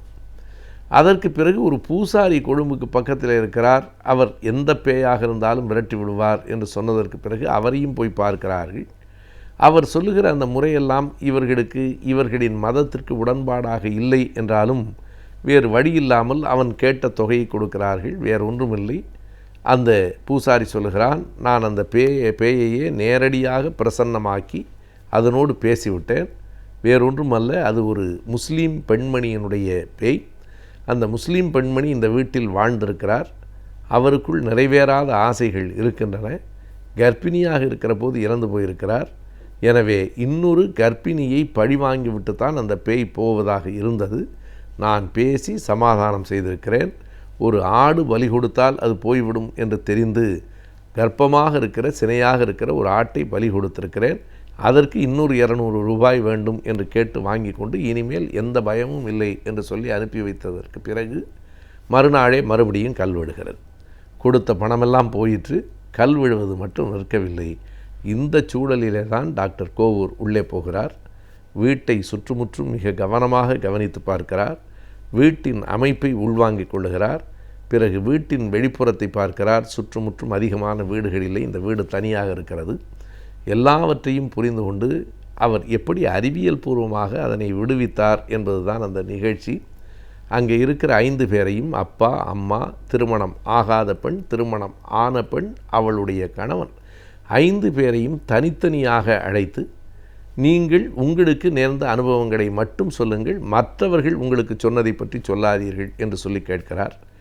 5 பேரும் சொல்லி முடித்த போதே அவருக்கு யார் குற்றவாளி என்று புரிந்து விடுகிறது. அந்த வீட்டில் இருக்கிற ஒருவர் தான் இதனை செய்கிறார் என்பதை அவர் கண்டுபிடித்து விடுகிறார். பிறகு மறுபடியும் அவரை மட்டும் தனியாக அழைத்தால் மற்றவர்களுக்கு சந்தேகம் வரும் என்பதால் மறுபடியும் 2வது சுற்று அனைவரையும் அழைத்து பேசி மற்றவர்களிடம் பேருக்கு பேசிவிட்டு யாரை குற்றவாளி என்று அவர் கருதுகிறாரோ அவரிடத்தில் ஒரே ஒரு கேள்வியை உள்ளே போனதற்கு பிறகு கேட்கிறார், எதற்காக நீ கல் எறிந்தாய் என்று கேட்கிறார். அந்த கேள்வியிலேயே அந்த குற்றவாளி நடுங்கி போகிறார். அந்த குற்றவாளி வேறு யாரும் இல்லை, திருமணம் ஆகாத 2வது பெண் தான் அந்த கல்லை வீசியிருக்கிறார் என்பது அவருடைய முடிவு. நீ ஏன் கல்லை எறிந்தாய் என்று கேட்டபோது, நான் எங்கே எறிந்தேன், பேய் அல்லவா என்று அந்த பெண் சொல்லுகிறாள். அது பேய் இல்லை. நடுவில் இன்னொரு செய்தியும் நடக்கிறது. என்ன என்றால், அந்த அம்மா சொல்லுகிறாள், அந்த பெண்களின் அம்மா, திடீரென்று ஒரு நாள் நான் கீழே விழுந்து கிடந்தேன், ஒரு முஸ்லீம் பெண் என்னை கீழே இழுத்து போட்டதை நான் பார்த்தேன் என்று சொல்லுகிறாள். கோவூர் ஒரே ஒரு கேள்வி கேட்கிறார், பூசாரியை பார்த்துவிட்டு வந்ததற்கு பிறகா இந்த நிகழ்ச்சி முன்பா என்று கேட்டதற்கு பிறகு பூசாரியை பார்த்துவிட்டு வந்ததற்கு பிறகுதான் என்று அந்த அம்மா சொல்லுகிறாள். வேறொன்றுமல்ல, அது பிரம்மை. பூசாரி ஒரு முஸ்லீம் பெண் என்று சொன்னதனாலே இவளுக்கு மனத்தில் ஆழ்மனத்தில் அப்படி ஒரு எண்ணம் இருந்து கொண்டே இருந்ததால் ஒரு முஸ்லீம் பெண்ணையே பார்த்ததாக அந்த அம்மையார் சொல்லுகிறார். வேறொன்றும் இல்லை, இந்த இரண்டாவது பெண் தான் கல்லை எறிந்திருக்கிறாள். அந்த வீடு, அம்மா அப்பா இந்த பெண் படுத்திருக்கிற அறையும் திருமணமான பெண்ணும் அவள் கணவனும் படுத்திருக்கிற அறையும் ஒரு சுவரால் பிரிக்கப்பட்டிருக்கிறது. அந்த சுவரினுடைய உச்சம் கூரையை தொடவில்லை. 2 அறைகளுக்கும் இடையிலே இடைவெளி இருக்கிறது. இந்த பெண் 17 வயது 18 வயதுக்கு பிறகுதான் இரண்டாவது பெண் பருவம் எய்தி இருக்கிறாள். உள்ளே ஒரு காம உணர்வு இருந்திருக்கிறது, ஆனாலும் பருவம் எய்தவில்லை. ஒரு கோபம், பொறாமை திருமணமான தன் அக்காவின் மீதே அவளுக்கு வந்திருக்கிறது. அவளுக்கு இயற்கையில் எல்லாம் சரியாக நடக்கிறது, தனக்கு நடக்கவில்லை என்கிற ஆழ் மனத்தின் கோபம் அவளை அப்படி வாட்டி இருக்கிறது. வசியம் செய்ததற்கு பிறகு நடந்தவைகளையெல்லாம் அந்த பெண் சொல்லியிருக்கிறாள். நான் பள்ளிக்கூடம் விட்டு வருகிற போதே கற்கடை பைகளில் எடுத்து கொண்டு வருவேன். அம்மாவும் அப்பாவும் ஆழ்ந்து உறங்கியவுடன் இங்கே இருந்து கற்கடை எடுத்து வீசுவேன். சனி ஞாயிறென்றால் பகலில் நான் வீட்டில் இருப்பதால் வெளியில் போய் யாருக்கும் தெரியாமல் வெளியிலிருந்து உள்ளே கற்கடை வீசுவேன் என்று அந்த பெண் சொல்லியிருக்கிறாள். வேறொன்றுமல்ல, இது உள் மனத்தின் காயம், உளவியலின் பாதிப்பு. அந்த பெண்ணிடத்திலே டாக்டர் கோவூர் சொல்லியிருக்கிறார், நீதான் குற்றவாளி என்பதை நான் யாருக்கும் சொல்ல மாட்டேன். ஆனால் ஒரு உறுதி, மறுபடியும் நீ கற்கடை வீசினால் எல்லோருக்கும் நான் சொல்லிவிடுவேன். காவல்துறையிலே வந்து உன்னை பிடித்து கொண்டு போய்விடுவார்கள். நீ இப்போது எனக்கு ஒத்துழைத்தால் உன் குற்றம் வெளியில் தெரியாமல் உன்னையும் நாம் காப்பாற்றி விடலாம் என்று சொன்னதற்கு பிறகு அந்த பெண் ஏற்றுக்கொண்டிருக்கிறாள். பிறகு அந்த குடும்பத்தினர் எல்லோரையும் உட்கார வைத்து பகுத்தறிவின் அடிப்படையில் பேயும் இல்லை பிசாசும் இல்லை என்பதை விளக்கி சொல்லிவிட்டு, இனிமேல் கற்கள் வந்து விழாது, விழுந்தால் என்னை அழையுங்கள் என்று சொல்லிவிட்டு வந்திருக்கிறார். அவர்களுக்கு நம்பிக்கை இல்லை. இப்படித்தான் பாதிரியார் சொன்னார், இப்படித்தான் பூசாரி சொன்னார், மறுபடியும் கற்கள் விழுந்தன, இப்போதும் விழும் என்று நம்பியிருக்கிறார்கள். ஆனால் அதற்கு பிறகு அந்த வீட்டில் கற்கள் விழவே இல்லை. பேய் போய்விட்டது என்று அவர்கள் கருதியிருக்கிறார்கள். பேய் போகவில்லை, இவர்களின் மனங்களுக்குள் இருந்த அந்த அறியாமை போயிருக்கிறது. அந்த வீடு நிம்மதியாக இப்போது உறங்கி கொண்டிருக்கிறது என்று டாக்டர் கோவூர் எழுதுகிற போது, இருட்டை கண்டு பயப்படுகிறவர்கள் எல்லோரும் வெளிச்சம் வந்தால்தான் தெளிவு பெறுவார்கள். மூட நம்பிக்கைக்கு ஒரே மாற்று அறிவுதான் என்பதை டாக்டர் கோவூர் அவர்கள் தன்னுடைய நூலில் பல இடங்களில் இப்படி விளக்கி சொல்லியிருக்கிறார்.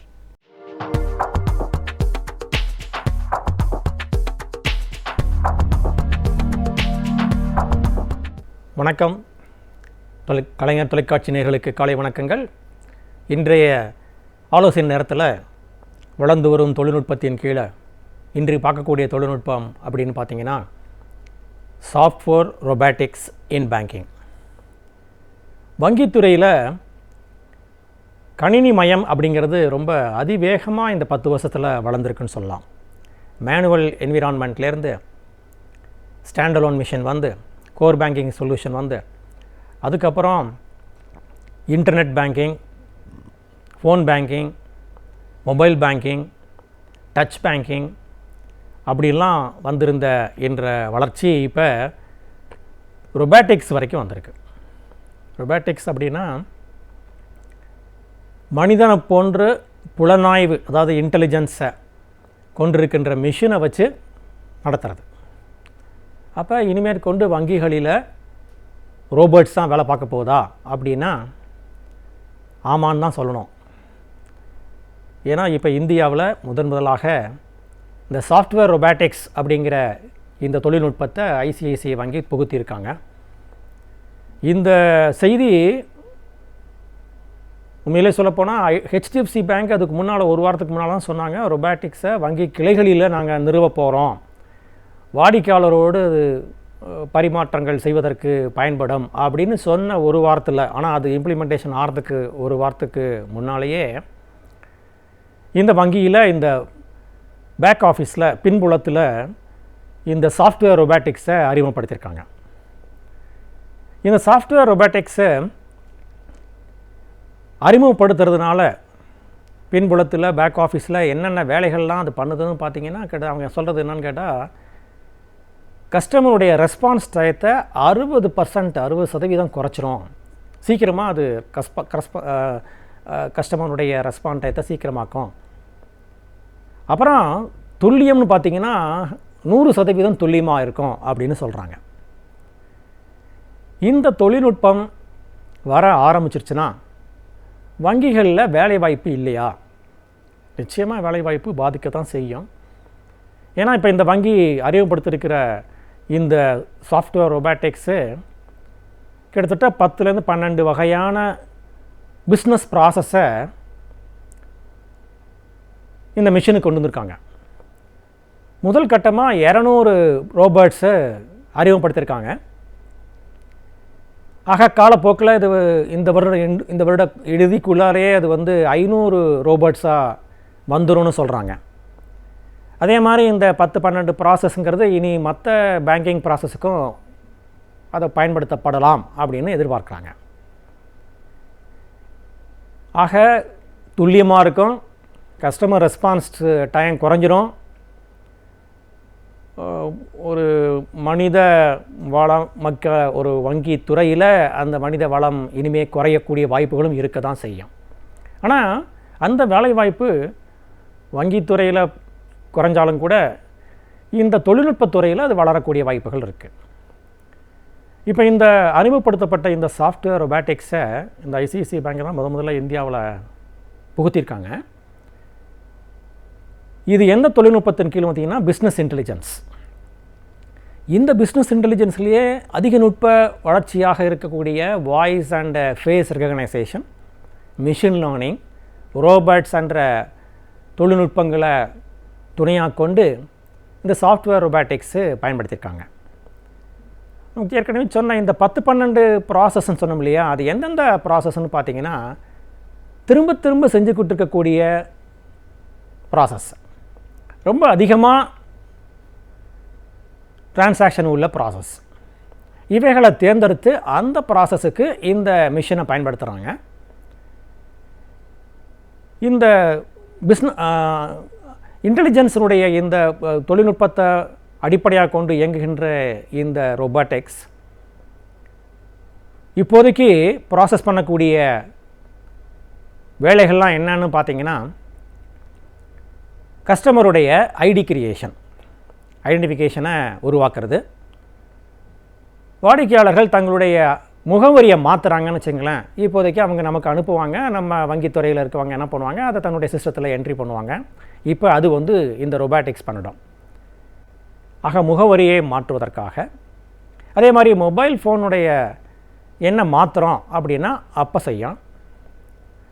அதோடு மட்டும் இல்லாமல் என்இஎஃப்டி ஃபைலெல்லாம் உருவாக்குவதற்காக, ஆர்டிஜிஎஸ் டிரான்சாக்ஷனை இனிஷியேட் பண்ணுறதுக்காக,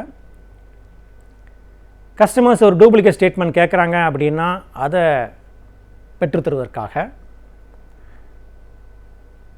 இதோட முக்கியம் அதிகமாக பார்த்திங்கன்னா இந்த ஃபினான்ஷியல் இயர் எண்டு சமயத்தில் எல்லா வாடிக்கையாளர்களும் தன்னுடைய கணக்கிலிருந்து வட்டி கணக்கிலிருந்து வட்டி நம்ம பெறக்கூடிய வட்டியில் 10,000 ரூபாய்க்கு மேலே வருஷத்துக்கு போச்சுன்னா 10% 20% இன்கம் டேக்ஸ் பிடிச்சிருவாங்க.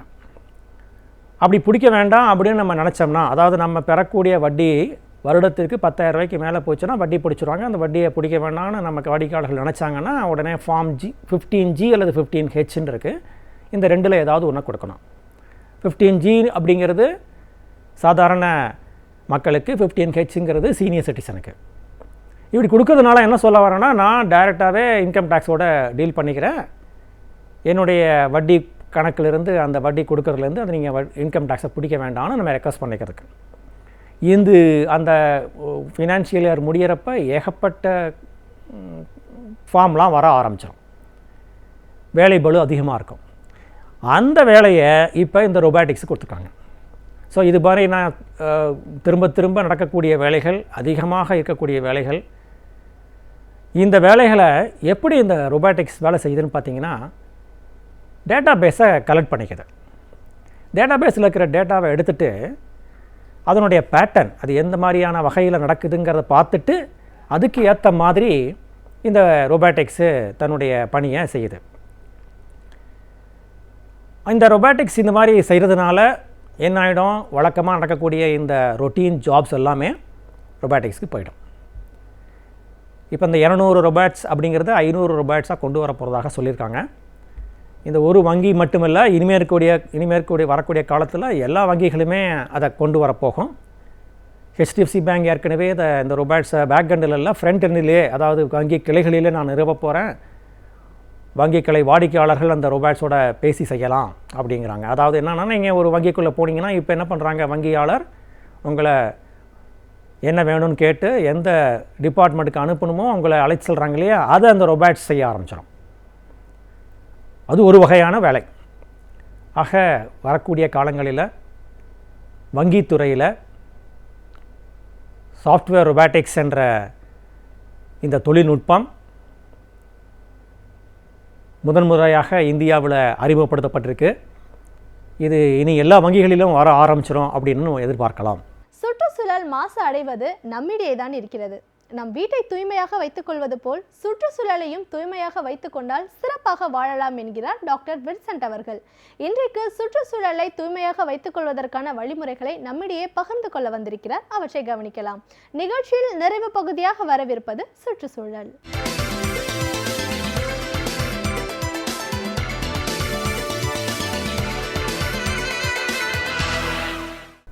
கடந்த வாரம் இயற்கை பேரிடரை பற்றியும் அதனுடைய குணாதிசயங்களை பற்றியும் நான் பல கருத்துக்களை உங்களோடு பகிர்ந்து கொண்டேன். அதனுடைய தொடர்ச்சியாக வருகிற வாரம், அதாவது அக்டோபர் 13ஆவது நாள், உலக ஐக்கிய நாடுகள் இதன் அடிப்படையில் the world disaster reduction day என்ற ஒரு தினத்தை கொண்டாட வேண்டும் என்ற கட்டளை அனைத்து நாடுகளுக்குமே கொடுத்திருக்கிறது. ஏனென்றால் நான் கடந்த வாரம் குறிப்பிட்டது போல இன்றைக்கி இயற்கையினுடைய பேரிடர் எத்தகைய தாக்கத்தை ஏற்படுத்துகிறது என்பது நமக்கு தெளிவாக இருக்கிறது. அதன் அடிப்படையில் உலக நாடுகள் பல உத்திகளை உருவாக்கி கொண்டிருக்கிற இந்த காலகட்டத்தில் இந்த தினத்தை கொண்டாடுவது என்பது இன்றைக்கு தேவையான ஒன்றாக இருக்கிறது. ஏனென்றால் இயற்கை பேரிடர் என்பது என்ன, அதனுடைய தாக்கம் என்ன என்பதையெல்லாம் இன்றைக்கு நாம் தெரிந்து வைத்து கொண்டிருக்கிறோம், பல நேரங்களில் அனுபவித்து கொண்டிருக்கிறோம். ஆனால்தான் அத்தகைய இயற்கை பேரிடரை நாம் தடுக்க முடியவில்லை என்றால் கூட அதிலிருந்து எப்படி நம்மளை காப்பாற்றிக் கொள்ள வேண்டும் என்பதற்காகத்தான் இன்றைக்கு பல விவாதங்களும் பல திட்டங்களும் தீட்டப்பட்டு கொண்டிருக்கிறது. அதன் அடிப்படையில் இந்த அக்டோபர் 13ஆவது நாளை எப்படி இந்த இயற்கை பேரிடர் குறைப்பு தினமாக கொண்டாடுவதோடு இல்லாமல் இதற்குரிய பல தயாரிப்புகளை இப்பொழுது நாம் செய்ய தயாராக இருக்க வேண்டும். அதன் அடிப்படையில் தான் இன்றைக்கு இந்த தினம் கொண்டாடப்பட்டு கொண்டிருக்கிறது. ஆனால் இன்றைக்கு இந்த இயற்கை பேரிடர் நமக்கு சில நேரங்களில் அறிமுகமானதாக இருக்கிறது. ஆனால் பல நேரங்களில் இது நமக்கு புதிதாகவும் இருக்கிறது. அதன் அடிப்படையில் இந்த தினத்தை கொண்டாடுகிற இந்த நாளில் நாம் தெரிந்து கொள்ள வேண்டிய விஷயம் என்னவென்று கேட்டால், இயற்கை பேரிடர் என்பது என்ன? உதாரணமாக நம்முடைய தட்பவெப்ப சீதோசன நிலைக்கு ஏற்ப அதனால் ஏற்படுகிற விளைவுகள் அது இயற்கையானதாக இருந்தால் கூட, ஆனால் அது அளவுக்கு மிகுகிற பொழுது, அதிகமாகிற பொழுது அது பேரிடராக மாறுகிறது. இன்னும் சொல்ல வேண்டுமென்றால், மழை வருவது என்பது ஒரு இயற்கை நிகழ்வு. ஆனால் அந்த மழை அதிகமாக பொழிந்து கொண்டிருக்கிற நேரங்களில் ஏற்படுகிற வெள்ளம் என்பது இன்றைக்கு எதிர்பாராதாக இருப்பதோடு இல்லாமல் அதை மேலாண்மைப்படுத்துகிற ஒரு தயாரிப்பில் நாம் இல்லை என்கிற பொழுதுதான் இது ஒரு பெரிய இயற்கை பேரிடராக மாறிக்கொண்டிருக்கிறது. அதே மாதிரி காற்று வீசுவது என்பது ஒரு இயற்கை நிகழ்வு. ஆனால் அந்த காற்று சற்று அதிக வேகத்தோடு அது வீசுகிற பொழுது அது சூறாவளியாக மாறுகிறது. அதுபோன்றுதான் சுனாமி என்று சொல்கிறோம். அந்த சுனாமியினுடைய தாக்கம் இப்பொழுதுதான் நமக்கே தெரிகிறது. அது சுனாமி என்றால் என்ன என்பது இப்பொழுது நமக்கு புரிய ஆரம்பித்திருக்கிறது. ஏனென்றால் அதில் கடலில் ஏற்பட்ட அந்த அலையினால் தண்ணீரானது நிலத்தை நோக்கி விரைந்து வந்து பல இன்னல்களை உருவாக்கி சென்றிருக்கிறது என்பது இன்று கூட நம்ம விவாதித்து கொண்டிருக்கிறோம். அதுபோன்றுதான் மலை பிரதேசங்களில் மண் சரிவு ஏற்படுகிற அத்தகைய சூழல்.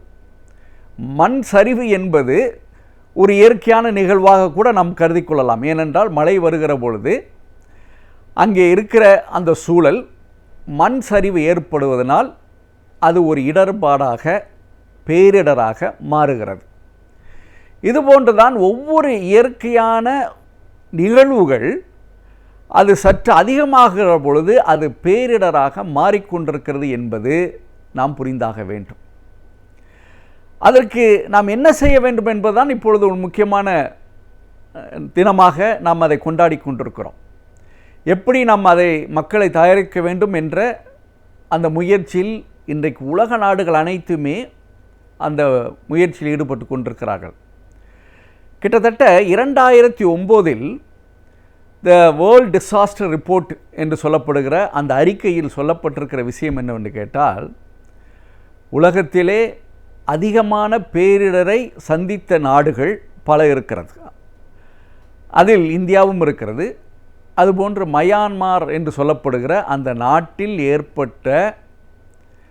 அதுவும் அங்கே ஏற்பட்டிருக்கிற அந்த எர்த்குவேக் என்று சொல்லப்படுகிற பூகம்பத்தால் கிட்டத்தட்ட 1,80,000 மக்கள் அங்கே இறந்து போனார்கள். அதுபோன்று யுஎஸ் நாடு என்று அமெரிக்க நாட்டில் ஏற்பட்ட அங்கே வெள்ளம், இன்னும் சுருக்கமாக சொல்ல வேண்டுமென்றால் சைனாவில் ஏற்பட்ட வெள்ளப்போக்கு, இதெல்லாம் வைத்து பார்க்கிற பொழுது கிட்டத்தட்ட ஒவ்வொரு நாடிலும் உயிர் சேதமும் பொருள் சேதமும் அதிகமாக ஆகிக்கொண்டிருக்கிறது என்ற அந்த புள்ளி விவரங்கள் தான் இன்றைக்கு அனைத்து நாடுகளையும் துரிதமாக செயல்பட ஆரம்பிக்க வைத்திருக்கிறது, திட்டங்களை தீட்ட வைத்திருக்கிறது. ஏனென்றால் இந்த பேரிடர் என்பது அதை எப்படி சொல்கிறார்கள் என்றால் இட்ஸ் அ பாலிசி இஷ்யூ என்று சொல்கிறார்கள். அதாவது கொள்கையாக ஏற்படுத்த வேண்டிய ஒரு முடிவாக இருக்கிறது. ஏனென்றால் அந்த கொள்கை வரைவு திட்டங்கள் நாம் உருவாக்குகிற பொழுதுதான் இத்தகைய ஒரு பேரிடரிலிருந்து மக்களுக்கு பாதுகாப்பு கொடுக்க முடியும் என்பதற்காகத்தான் இன்றைக்கு இந்த திட்டங்கள் தீட்டப்படுகிறது, இந்த தினம் கொண்டாடப்படுகிறது. இதில் அதிகமாக பாதிப்பு எப்படி என்றால் சமூக பொருளாதார சீர்கேடு ஏற்படுகிறது.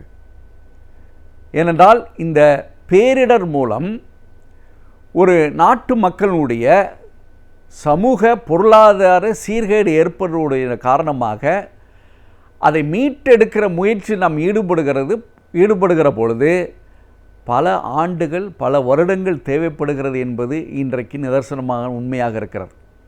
அதனால்தான் நம் நாட்டில் ஏற்பட்ட இயற்கை பேரிடர் ஆக இருந்தாலும் சரி, அல்லது மேலை நாடுகளில் பல இடங்களில் ஏற்படுத்தப்பட்ட அந்த இயற்கை பேரிடர்கள் எத்தகைய இன்னலை தந்திருக்கிறது, எத்தகைய பொருள் சேதத்தை தந்திருக்கிறது, எத்தகைய உயிர் சேதத்தை தந்திருக்கிறது என்றெல்லாம் பார்க்கிற பொழுது இந்த மாதிரி பேரிடர் மேலாண்மை இன்றைக்கு தேவையாக இருக்கிறது.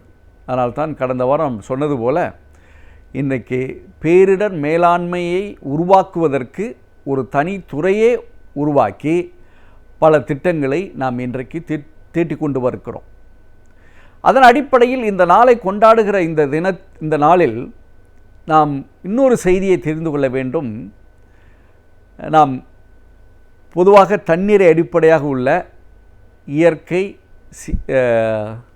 மாற்றம், அதே மாதிரி நம்முடைய நிலத்தில் ஏற்படுகிற வறட்சி என்பதுமே ஒரு இயற்கை பேரிடர் தான். ஏனென்றால் வறட்சி வருகிற பொழுது நாம் பழைய நிலைக்கு செல்கிறோம், பஞ்சம் பட்டினி என்ற ஒரு நிலைக்கு செல்கிற ஒரு வாய்ப்பு இருக்கிறது.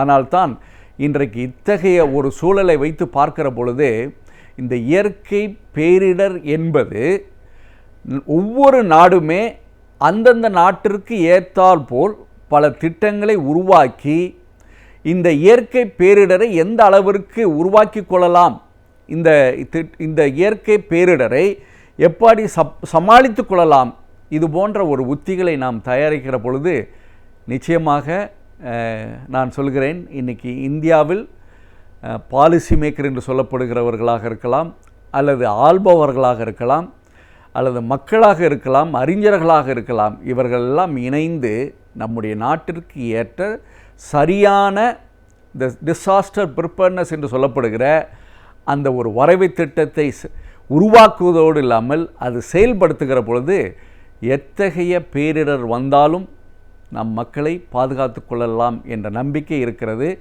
அதற்கு இந்த நாள் வழிகோலட்டும்.